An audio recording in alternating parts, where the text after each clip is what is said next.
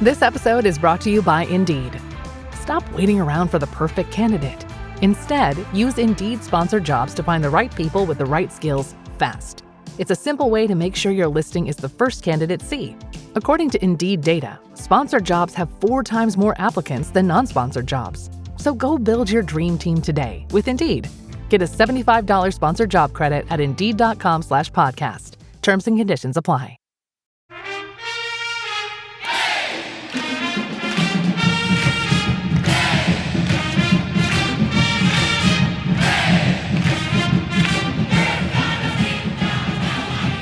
Hi there, Duke fans. Episode 803 of the Duke Basketball Roundup.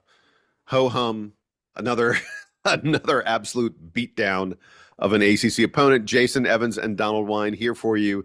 It is Sunday morning.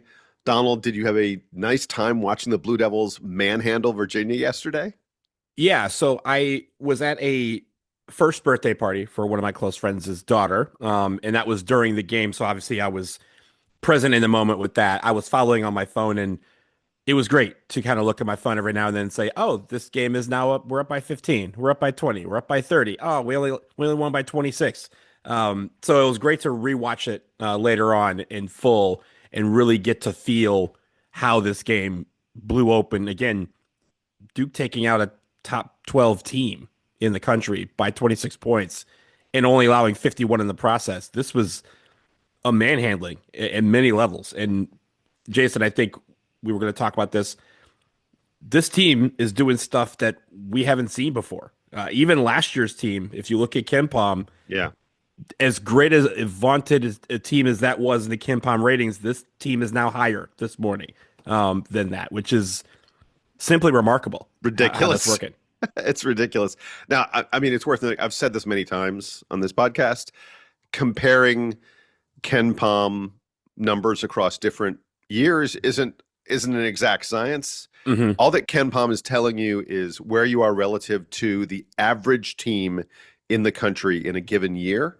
So there's actually, so like the top teams the past couple years have been putting up historic kind of KenPom numbers, and there may be an argument that the average team, which is probably a mid-major, a good but not great mid-major team, ranked in the 160s, 170s, 180s kind of range, that maybe in the NIL era, that team is just inherently further away from the top teams than they were in the past, which is, I think, a really interesting, so that it's possible that these KenPom numbers are just, again, for the top teams, are just going to trend up over time as NIL makes it more and more difficult for smaller schools, for mid-major schools to really compete, to have the same kind of depth of roster that a power conference team has. But yeah, I mean, go ahead. It's funny, Jason, if you look at the numbers, right, and you kind of get to where the zero mark would be, that mid-major team you're talking about is Georgia Tech. So, so take that how you will, but yeah, Georgia Tech and Cornell are like the midpoint here in the KenPom ratings, and yeah, I think all of it is valid. But whatever you think about them, we're watching a historic team here, and it's very fun to watch. Yeah, speaking of historic, and we're not going to get into the recap yet, but just because we're doing some general kind of stuff here at the very top, we haven't done the headlines yet or anything. So Duke has now won their past 3 ACC games by a combined total of 107 points. Do the math. That's a 35.7 margin of victory over the past 3 games. That 3-game margin of 107 points is the biggest 3-game victory margin in ACC history. This conference goes back a long, long time. No team has won 3 games in a row by 107 points before. I mean, it's just kind of wow stuff. Duke is now winning their ACC games this year by an average of 19.5 points per game. And look, last year was better than that. Like last year won their games by it was like 23 or 24 points per game. Mm-hmm. But the ACC is last year, the ACC was like, we're going to get 3 teams, maybe 3, maybe 4. Like the ACC was just not good last year. This year, the ACC is looking at 8 teams in the tournament. There may not be, other than Duke, it doesn't appear there's another ACC team that's going to get like a top 4 seed.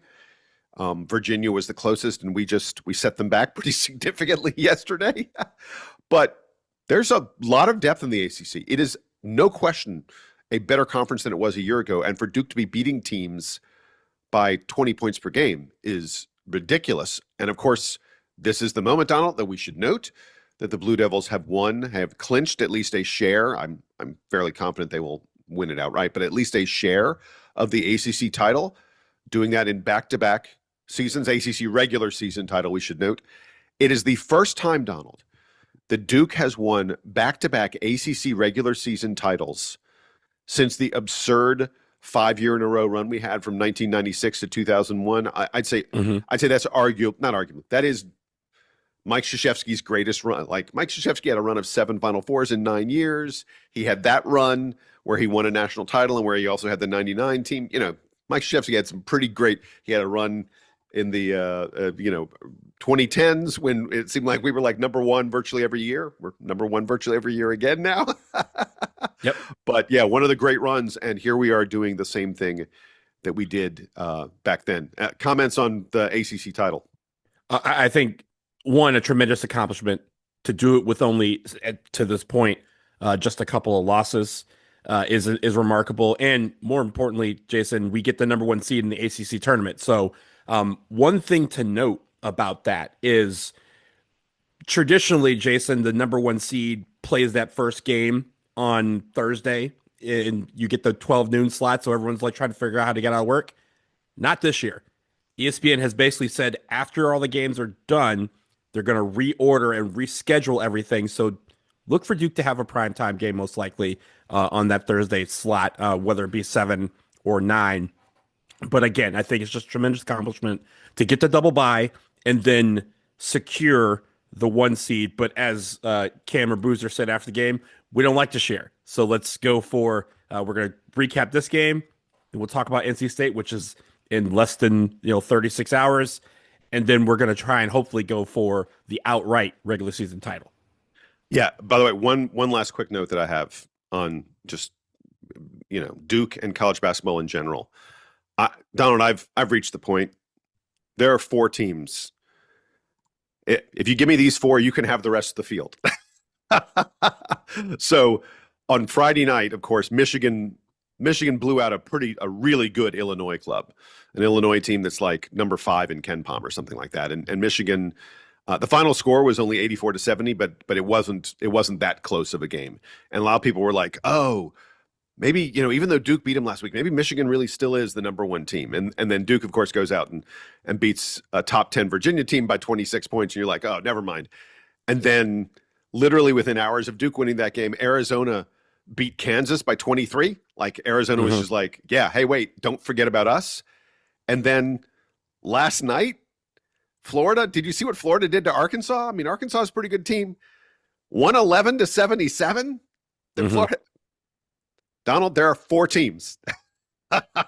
There's Duke, there's Michigan, there's Arizona, there's Florida. And like I said, you can have the other 362 teams in college basketball. I will take those 4. They are all 4 of them playing really, really great basketball right now. Yeah, and it's funny. You still got UConn out there. You still got Houston out there. I know Iowa State lost, but they're still a good team. There's a lot of look. Those are good teams. I'm telling you, what those 4 teams are doing is different. It's different. Yeah, but you know what? Again, I think in the case of Florida, you question how good the SEC has been this year. I know everyone likes to talk about how great they've been, but they're on a downswing. It's okay to say that, SEC. But yeah, I think there's a bunch of teams here who can make a run of it, and obviously there's still a lot of basketball left to be played. But the fact of the matter is when you look at the top of the heap, you see DUKE up there, and it's our job to keep us there as we keep going through these games. We have a hard slate this week. We just got done with a hard slate this past week, and I'm loving how this team is playing throughout all of the pressure of late February. And now, Jason, as we say, March 1st, March Madness begins.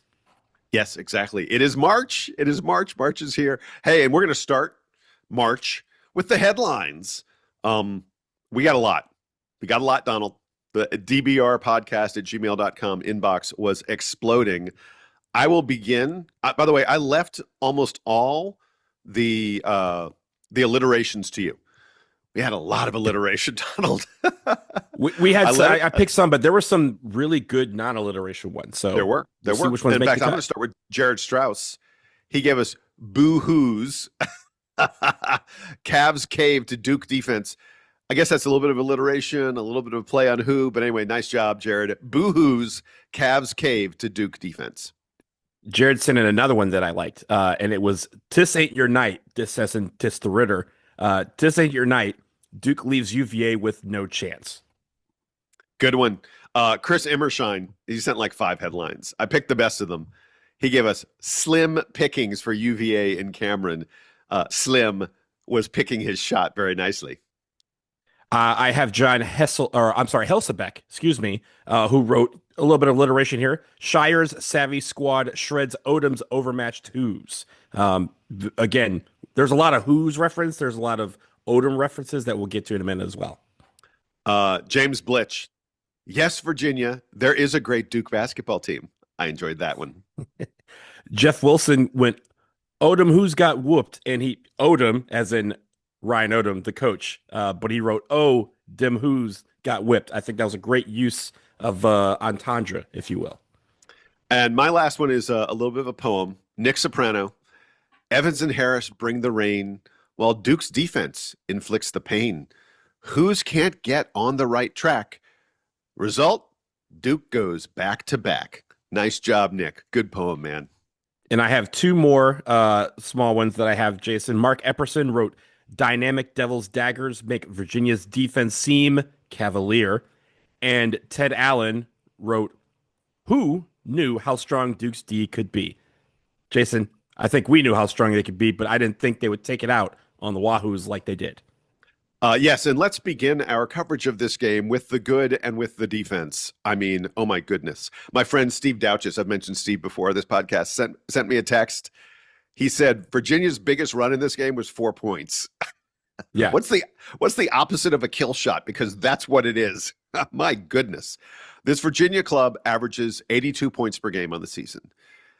They were averaging, I mentioned in the preview, they were averaging 90 points per game over their past several ACC games.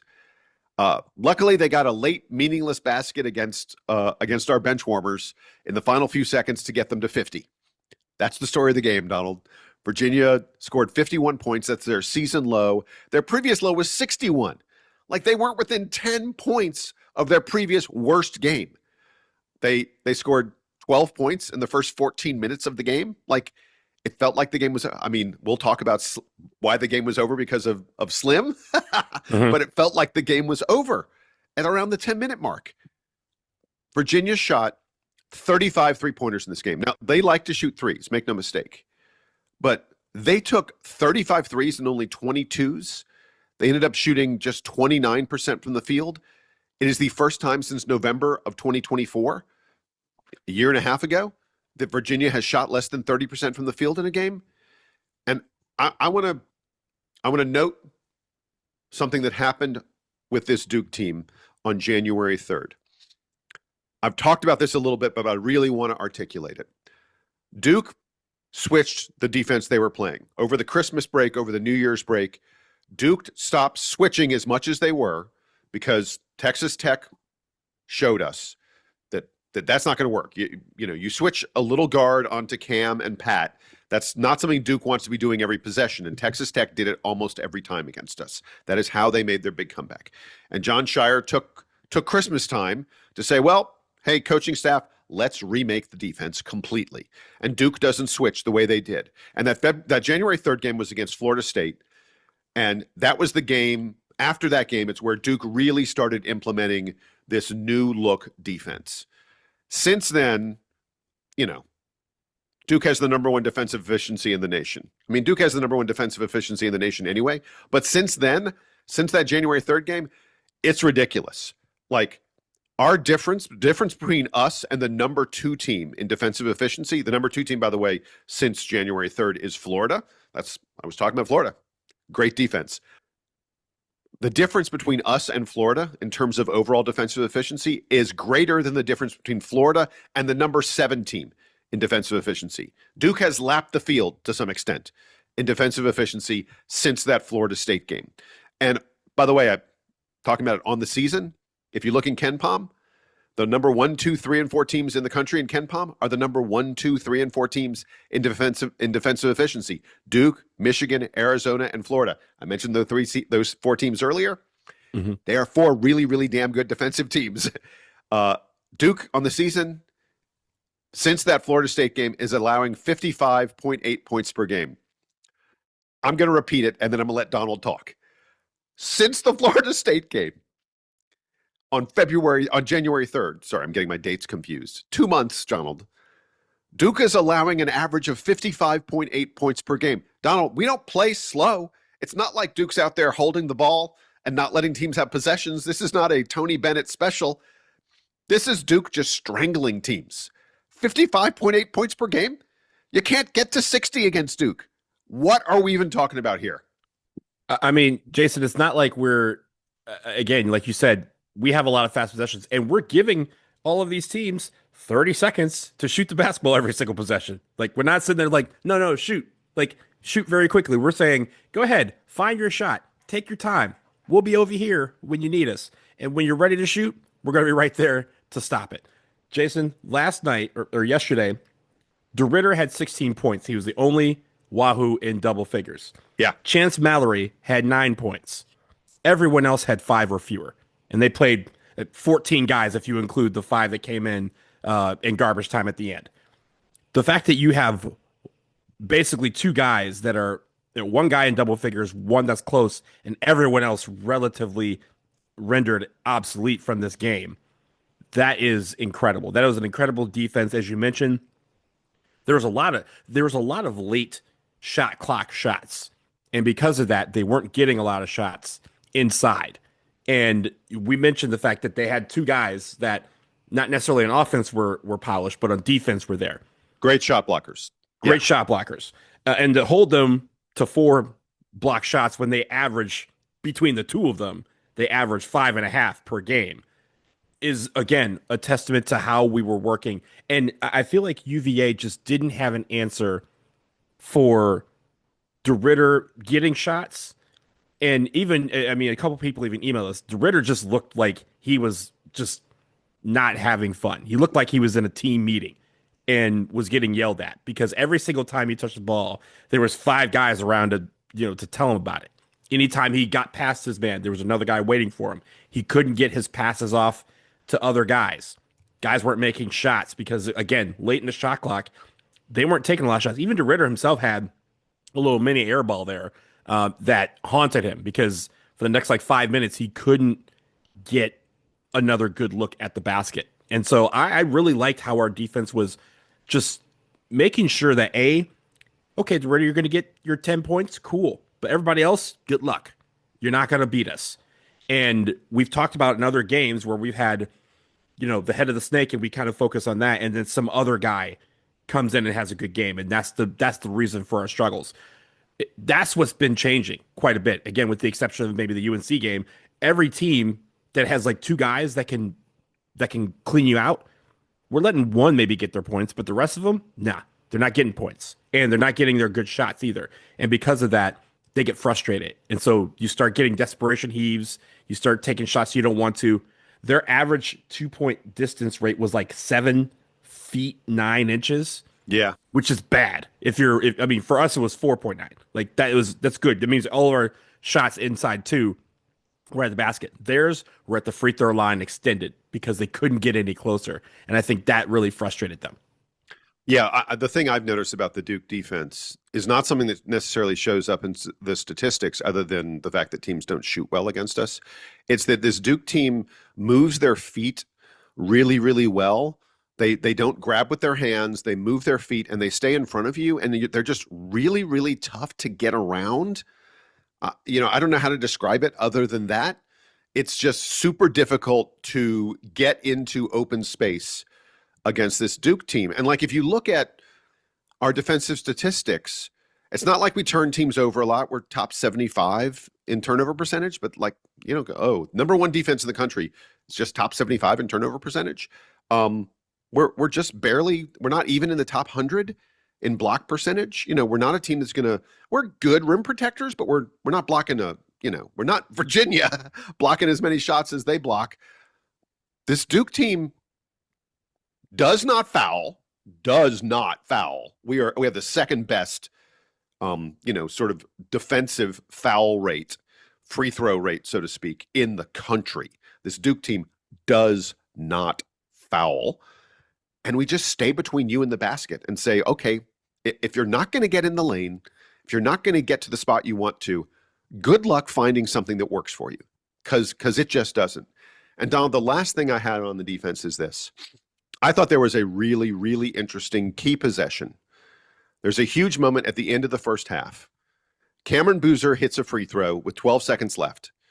And you can at that point, you kind of know, you're like, all right, this is the last. State's about to get the ball on a dead ball. This is the last possession of the half.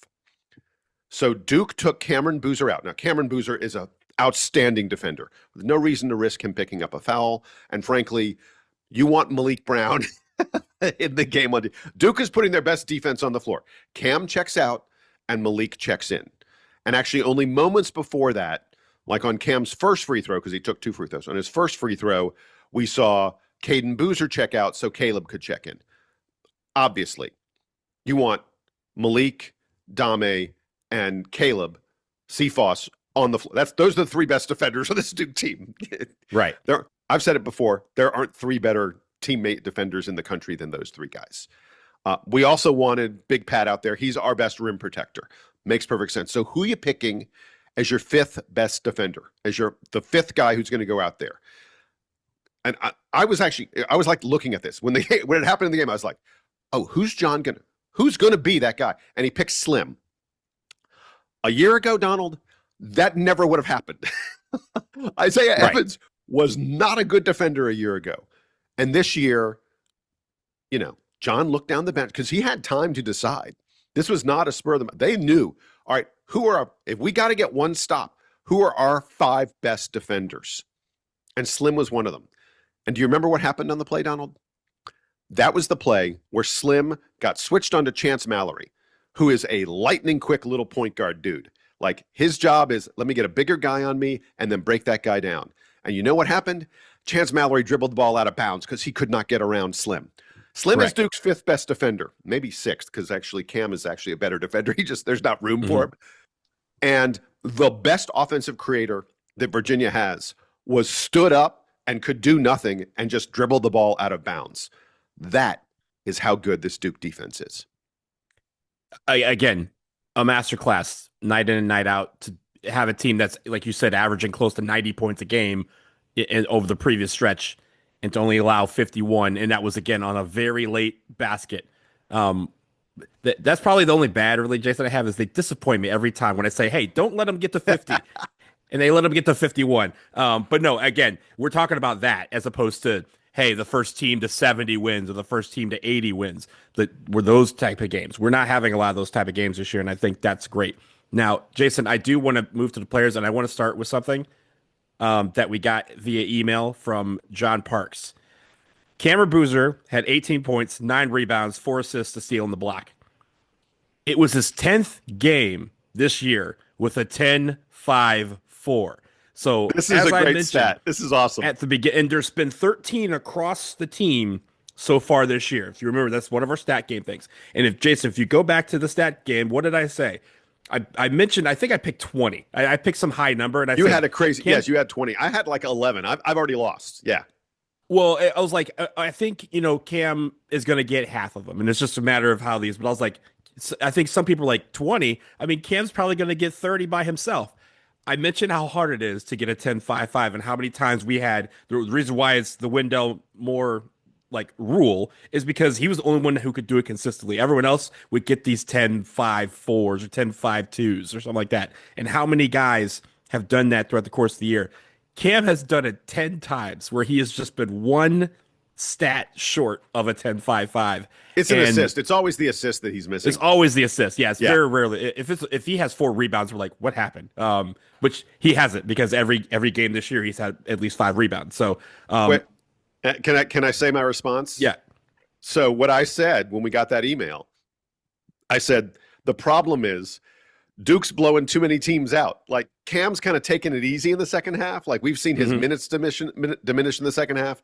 Most of these games lately, he's not even playing the final 5 minutes. He's certainly not like, it's certainly not a situation where like Duke's like, give Cam the ball. We need to make sure he creates something good, either for himself or someone else. That's what's robbing Cam of the extra assist. I'm telling you, if Duke was in more competitive games, which is not something I'm rooting for, right? Cam would be at 20. He'd be at 20, 10, 5, 5 games all by himself. Right. And I was saying this stat was for the team. I said 20 for the team. And if it was just Cam and he had 1 assist in 10 different games, we'd be looking at Cam setting this record by himself, which is simply remarkable when you think about it. And I say that to say that, as we've said time and time again in the show, we're witnessing something maybe once in a generation with Cam Boozer. This is incredible to watch him every single day go out and perform and put up these kind of numbers, even when he struggles in one half. I mean, how many games have we seen him go scoreless in the first half, or like score 2 points, and then the second half he goes gangbusters? He didn't have a single bucket in the first half. He had 11 points. He had 11 points. And yeah, he's earning at the free throw line as well. After a couple weeks where he didn't go to the free throw line that much, and Duke, as a result, didn't have a lot of free throws. We had 14 free throws yesterday, and if your name wasn't Boozer, you weren't one of those free throws. He had 12, Caden had 2. But yeah, he's getting to the line again. Even when he's struggling to get the ball in the hoop, he's still affecting the game in other ways. He's getting his rebounds. He's getting a steal. He's got a block, which is not something that we traditionally ask him to do, but he still is able to provide that kind of rim protection. It's just fun to watch him play. And even this, Jason, he was out for 4 minutes with the eye, when he got poked in the eye by the Ritter early in the game. He had to come out for a couple minutes. He was fine, but man, like even to do that and then to come back in, probably take a few minutes to recalibrate, because he probably was seeing 3 baskets and was trying to shoot for the middle one. He was getting fouled in the process, but to come back and have a game like that is just remarkable. This week, I think he only attempted like 17 shots, and he had 42 points. Like, this is amazing what we're seeing from this kid. Yeah, I mean, we kind of, I feel like I talked about it on the stats game. I think it was, we were doing some season preview stuff, and I said he may have one of the great statistical seasons in Duke history. And the words came out of my mouth, but I don't think I really, in my head, was thinking about fully what that believed means. it. Yeah. We're now witnessing it. And yeah, like we've said, the player of the year race is over. It's a no contest. And for Cam, by the way, like we said, like we were talking about, no field goals, but 11 of 12 at the free throw line, by the way. Drew 7 fouls in the first half. They fouled him 7 times in the first half. It's stunning kind of stuff. You run out of words to describe it. You hear the announcers struggling to be like, yeah, we've just never seen something like this before. I want to move on to, you said you want to talk about the players. I thought you were going to talk about the absolute heater No, I wanted to get the stat out of the way because it's incredible, but Slim was the show, especially in the first half. Yeah, Slim was the show. By the way, he 100% got fouled on his third 3-pointer that he hit with about 15 minutes left. He absolutely, when he was coming 15 down, minutes left in the first half, he meant. Right, exactly. Half. 5 minutes in the game, he hit his third 3-pointer. They should have rung the bell. Ding, ding, ding. It's over. Slim has hit 3 3-pointers. Game over, right? We know that. It's a fact. 25-0. Duke never loses when Slim hits 3 or more threes.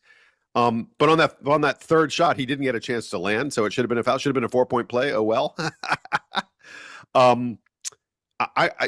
He was single-handedly beating Virginia for like the first 14 minutes of the first half. like the crazies weren't saying it, but Isaiah's winning. Isaiah was winning for the first 2/3 of the first half. Crazy how smooth he was, how in the offense it was. I kept on waiting for him, by the way, to take a bad one, to take a heat check. I was like, oh, Isaiah's about to, there were a couple possessions I was like, Isaiah's about to rise from 25. It's about to happen here. The heat check, Jason, was the third one. The heat, I mean, it was in rhythm, but it was like, in a transition where you kind of go, hey, he could easily pull the ball back out here and maybe run the offense. And he shot the 3. He got, like you mentioned, he got hit in the process. And you kind of go, hang on, that's not a good. Oh, well, you know what? Don't mind me, Slim. Go do your thing as he's running down the court. And at that point, I think Ryan Odom was like, "We got to talk about this. This guy can't be left open like that." Yeah. Speaking of, we got to talk about this. Darren Harris checks in fairly early in the first half. Duke is only up by 7. Back-to-back threes. I'm just not going to count that Cephas had a block layup in between there. As far as I'm concerned, Darren hit back-to-back threes.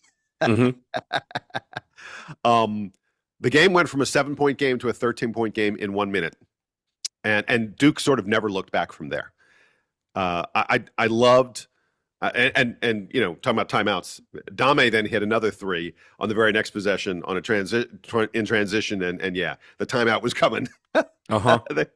Ryan Odom was like, "Oh, we got to talk about this. Slim's been burning us, and now Darren Harris and Dame Sarr burning us too. This is a problem."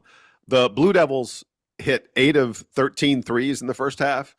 That's 61.5%. When you think about how well this team plays defense, I'm just going to go ahead and say it.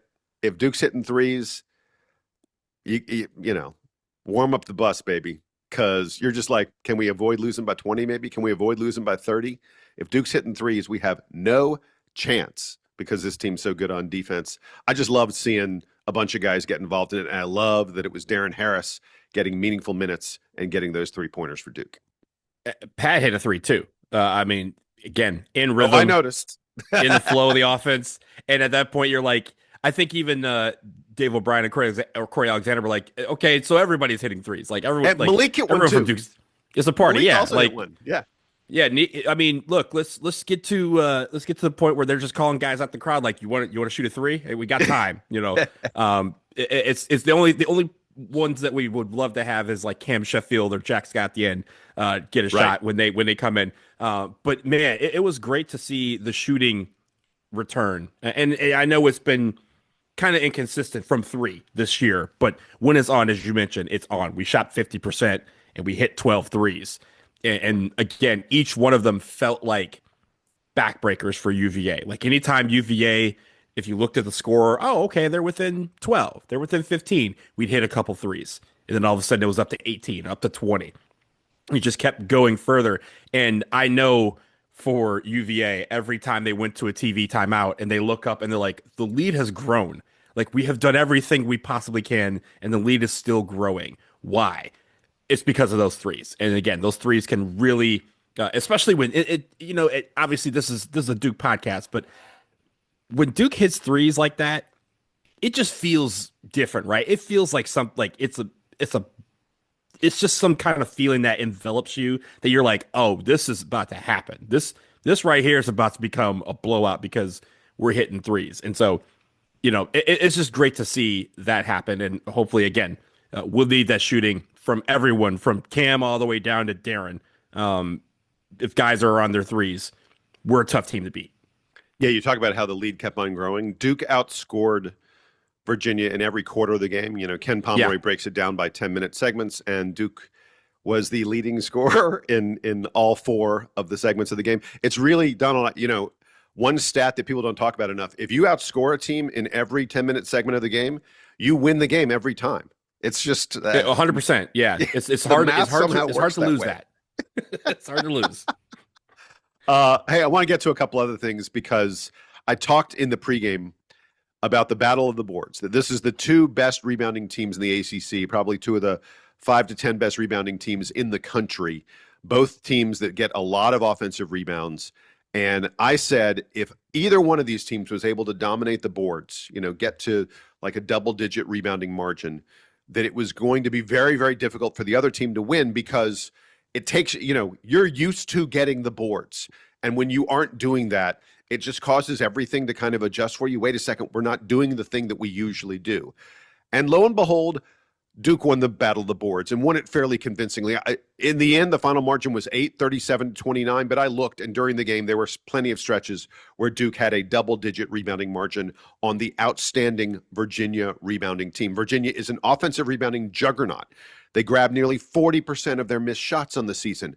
They grabbed 23% of their missed shots against Duke.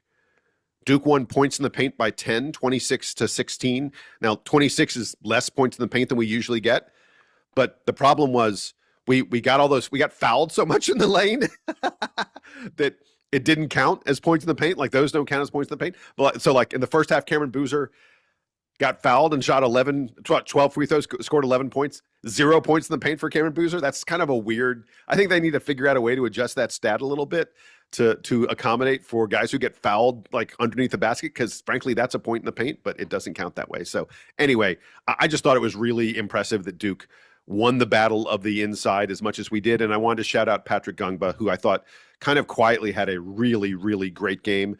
We didn't feed him. I didn't feel like we were feeding Pat inside as much as we usually do because, as we talked about, Virginia has two really, really great shot blockers that he was playing against in there. But he still he still got 11 points on very, very efficient shooting. And it's worth noting that he completely held Onyensu and Grunlow down. They combined for 6. Their two centers combined for 6 points. Pat had 11 all by himself. And it's worth noting Grunlow didn't have a single rebound in this game. Their starting center, Virginia's starting center, compiled exactly 7-footer, 0 rebounds in this game. Patrick Gungba, I thought, completely outplayed the Virginia centers, and that was yet another big reason why Duke won this game. I want to combine Pat because, like you said, he did well with Malik Brown because, again, Malik coming off the bench, and when either of those two in the game, they were largely effective in shutting down Virginia. Malik was 7 points, 5 rebounds, 1 assist, and 3 steals, and 47.5 deflections. I stopped counting at a certain point. But I also think with Pat, he's learning a lot from Malik in how to affect shots without fouling. You know, we've had some difficulty sometimes with him being in foul trouble, but yesterday I thought he was very good at putting his hands up and saying, hey, you're going to have to shoot over this to get anything. And it's almost funny. It's almost like he learned a little bit from battling Mara against Michigan and Lindeberg and Morris Johnson, who are really good at affecting guys without actually blocking shots all the time. And I think he's bit by bit getting better in that regard. And as you saw, there's been times this year where he brings his hands up, and as the guy shoots, he kind of starts to do a blocking motion, which every time is going to get called for a foul if you don't block the shot. This time around, he's keeping his hands up. He's staying square.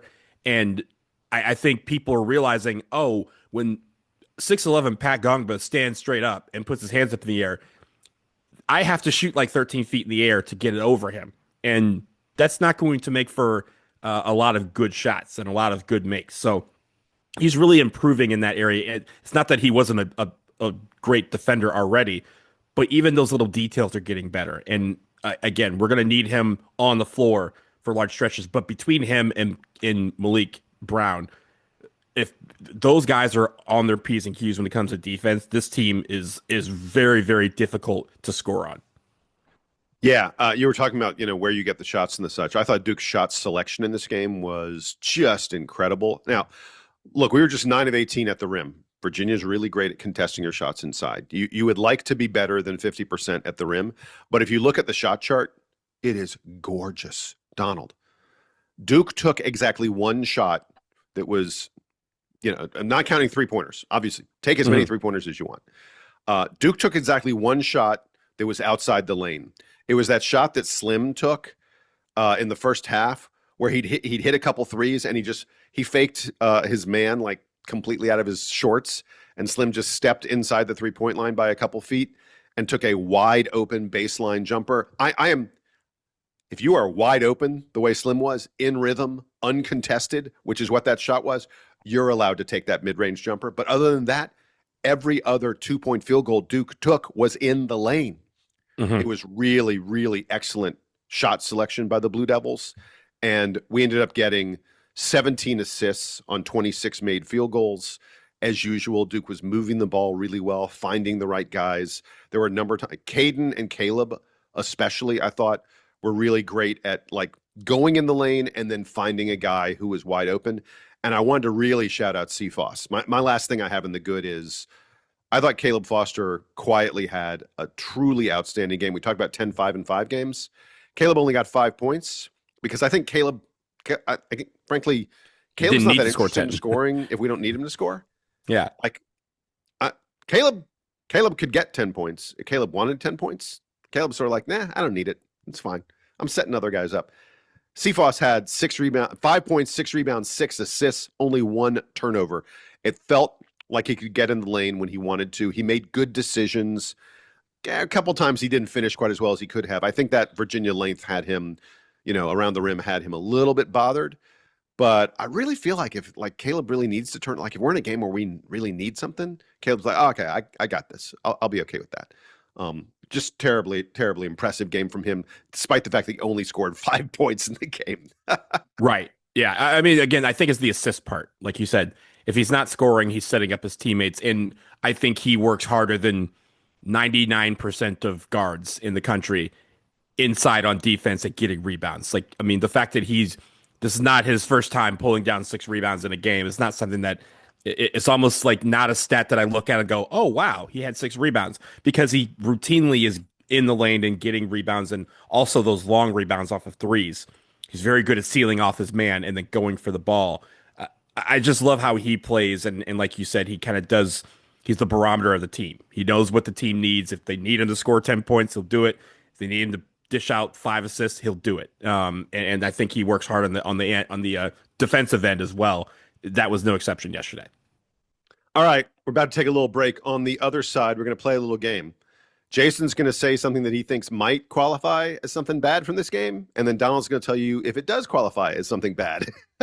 We'll have that for you in just a second.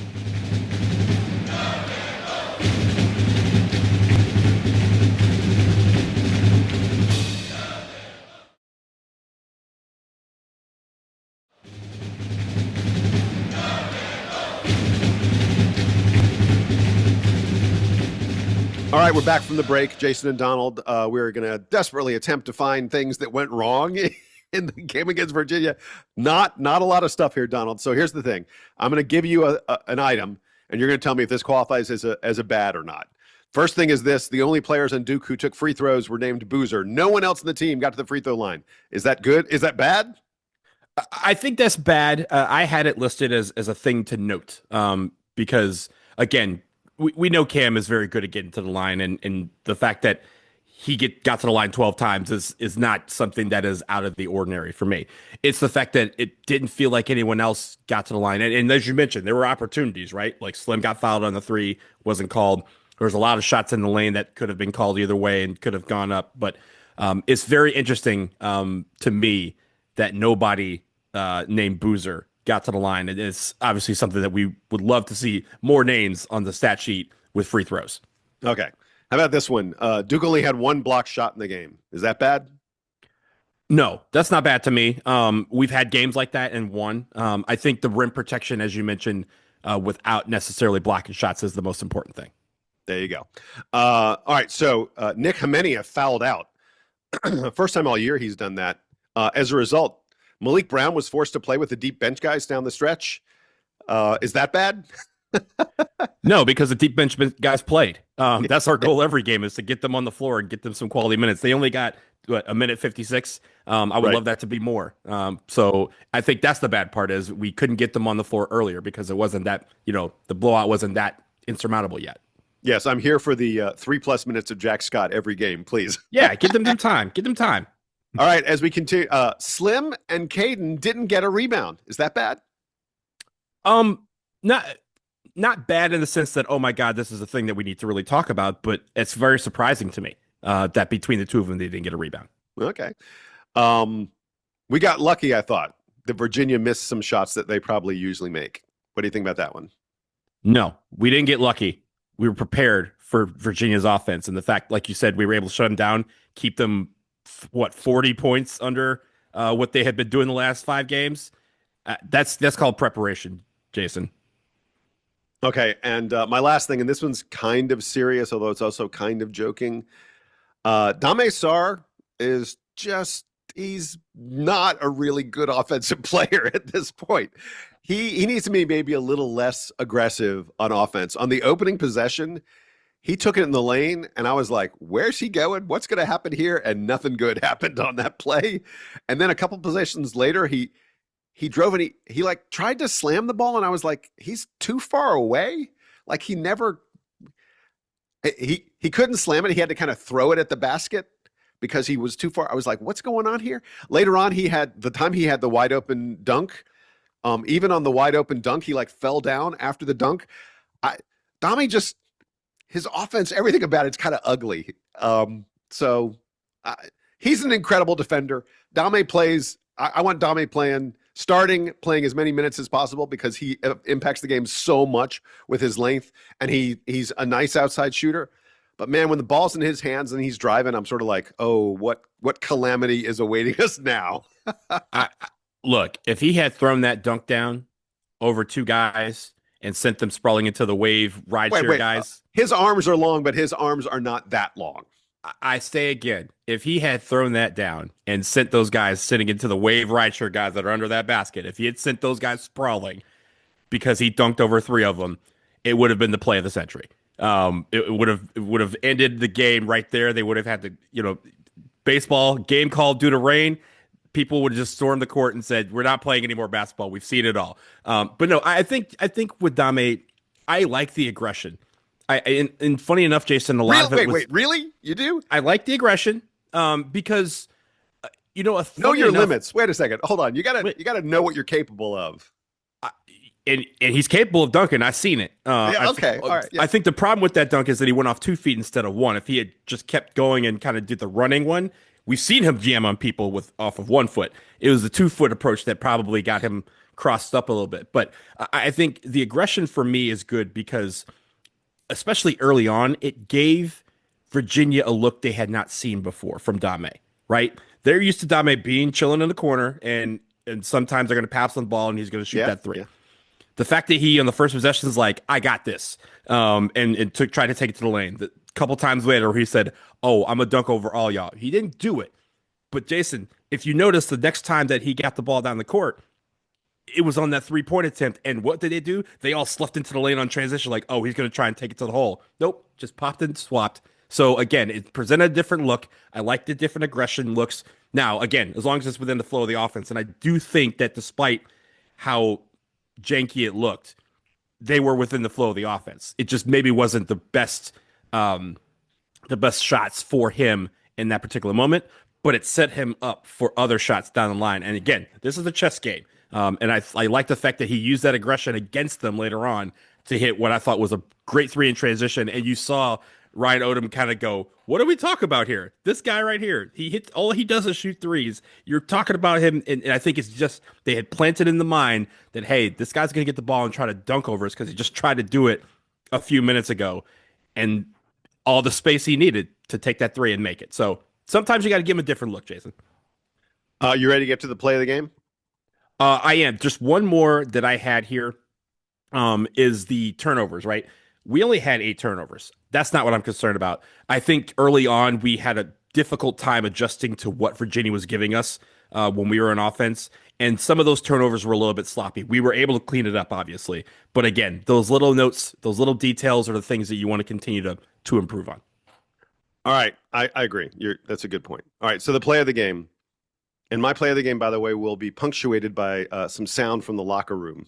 I'll get to that in a second. My play of the game comes with 14-15 left in the contest. Virginia can't get anything going on offense. They've got the best three-point shooter in the ACC, Jakari White, in the corner. And Slim's on him, and the shot clock's almost burned. And Jakari White takes a three-pointer that had – not only did it have 0 chance of going in, it had 0 chance of hitting the rim. And Slim, who had been all in Jakari White's grill, took off. And the ball falls into Cameron Boozer's hands. Cam looks up, and like the second Cam caught it, his eyes were up. He was like, anybody leaking out? Anybody out there? Lo and behold, there is Isaiah ahead of everyone else for a wide open slam dunk that took Duke's lead from 19 to 21 points. And like I said, I'm going to play it for you now. A little bit of sound from the locker room. You're going to enjoy hearing Cam interviewing Slim, talking about that specific play. Wait until you hear the way they describe it. It is a lot of fun. Have a listen. First of all, Showtime, great defense. Airball 3, forcing the airball. I get the rebound. I throw it ahead, and then what happens? Cam Mahomes, Cam Brady, you know what I'm saying? Slim Moss, and I, you know, you know I'm gonna finish it with a dunk, man. Come on, you know what's going on. Come on now. Yes, sir. Shout out to Blue Planet, man. We out. I mean, Donald, how can you not love? They're talking about Slim is Randy Moss. Yeah. I love it. It was great. It's just some great stuff. They're making football analogies from that play. They were having a good time with that. Is that your play of the game? What's your play of the game? So I thought about that one. But I want to go to a play in the first half that I really thought punctuated the fact that this game was, by all accounts, over. You mentioned Darren Harris hitting a couple of threes in like 2 and 3 possessions, essentially. I want to talk about the second one because he hit the second one, again, maybe 30 seconds after he had hit the first 3. And are you going to talk about the way that play was designed? Because that play is gorgeous. No, it's a sequence. It's a sequence that I think was important. He hits the 3. He turns to the crowd and does one of those celebrations that we haven't really seen from him before. He kind of turned and it wasn't like a weight lifted type one. It was a, hey, I'm in my bag. This, we're confident here. Everyone's going nuts in the crazy side. And on the other side of the court, as he's running back on defense, Jon Scheyer gets up out of his seat and starts motioning to the rest of the crowd to get up on their feet. Oh yeah, so everybody up, let's go. Everyone's going nuts. We get a steal off of that possession. And in that transition, as we've mentioned before, Dame Sarr fakes like he's going to the hole. He gets the ball passed to him and just hits a calm transition 3. That whole possession caused Ryan Odom to call a timeout to reassess his life plans. I think that was at the point, and we had already had the slim set of 3 threes, so we knew that it was over. But I think at that point, Virginia understood that this game was done, and that they needed to figure out how to readjust very, very quickly. And I just like the fact that it was a guy that we haven't seen contribute as much lately, but or over the course of the season, but lately has come on. He hits a 3. The crowd got into it. It caused a steal, and then Dame Sarr punctuates it in the other end. That sequence I thought was beautiful. It encapsulated everybody on the floor doing their job and having their role, and that was one of those momentum waves that Virginia knew they just could not overcome, and I think that was great. I love it. All right, play of the game. Player of the week. I'll let you go first. We're picking the same guy, I'm sure. Go ahead, man. Cam Boozer had 42 points, 22 rebounds, 6 assists, 4 steals, and 1 block on just 8 of 17 from from the floor. He hit 3 out of 6 of his 3-pointers, and he was 23 of 26 from the free throw line. Cameron Boozer is my player of the week. Yeah, I was good. When I put the numbers together, I was like, he hit 23 out of 26 free throws on the week? That's a month. That's a really great month for most players in college basketball. Most teams. Some teams. That is just, it's just crazy to have that in a week. I did, by the way, I agree. He's my player of the week. But I wanted to shout out Darren Harris. Darren Harris had 22 points in 29 minutes this week. Yeah. Darren, have yourself a week. Patrick Gungba had 23 points on 9 of 14 shooting on the week. Isaiah Evans had 7 3-pointers this week. A lot of candidates. But yeah, come on. What are we talking about? Cameron Boozer, player of the year, player of the week, every week. Jason, as we wrap up, I did want to shift to the Duke women for a second because, first of all, there was a couple of bits of news. First of all, they won last week, and with that win, they clinched the regular season title for the ACC. Again, a fantastic year that they've had. They've just had the one loss to Clemson. I guess it was earlier last week that they had that loss to Clemson. They will be the 1 seed in the ACC tournament. They have one more game today against UNC to close out the regular season, and then it's tourney time for them this week. But I want to give them a shout out, and also they're looking ahead to next season and beyond because they announced a monster series with UConn that will start on November 28th of 2026, so next season. They're facing UConn at TD Garden in Boston, the home of the Celtics and the Bruins. They then will play a home and home. 2027, they will be in Cameron. 2028, they will be at UConn. Whether it's in Stores or Hartford has yet to be determined. But this is what we talk about when we say that our coaches duck no smoke. They said, we'll go to Boston. Of course, Kara has ties to the Celtics, so that makes it an easy homecoming for her. But to basically play UConn on their semi-neutral home floor and then 2 years later play them in UConn and also have them come to Cameron, those are 3 monster games for Duke women. I love the fact that they're scheduling this way, and it's about taking that next step, right? Like they've gotten ever so further every year under Kara Lawson, same the way that Jon Scheyer has, right? Last year they were just really a quarter away from getting to the Final Four, and they knew that to kind of be the best, they need to play teams like UConn, teams like South Carolina, and try to beat them. And so I like the fact that she's already looking forward to setting up the series. And of course, for on UConn's side, Sarah Strong, who Duke heavily recruited, I mean, everybody did. Exactly. From Durham, she gets a homecoming in 2027 when she plays in Cameron. When she's a senior. It's her senior year. Yeah, it's going to be, I mean, good for her. I hope she doesn't show out too much against Duke in that game. But yeah.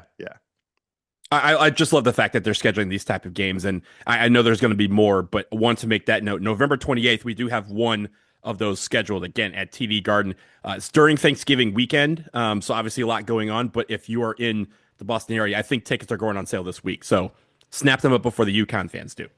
Yeah, exactly. All right, with that, we're going to wrap it up here on the DBR podcast. Hey, folks, check your feed. We're going to be back in it in a matter of hours. We have to preview the NC State game, and part of that episode where we preview the game against NC State, we're going to just chat a little bit about Jon Scheyer's case for National Coach of the Year. We will have that for you. We're going to be completely unbiased in this, by the way. Zero bias here. I can't even say it with a straight face. All right, he's Donald. I'm Jason. This is the Duke Basketball Roundup, and you're listening to the Duke Band playing us out and taking us home.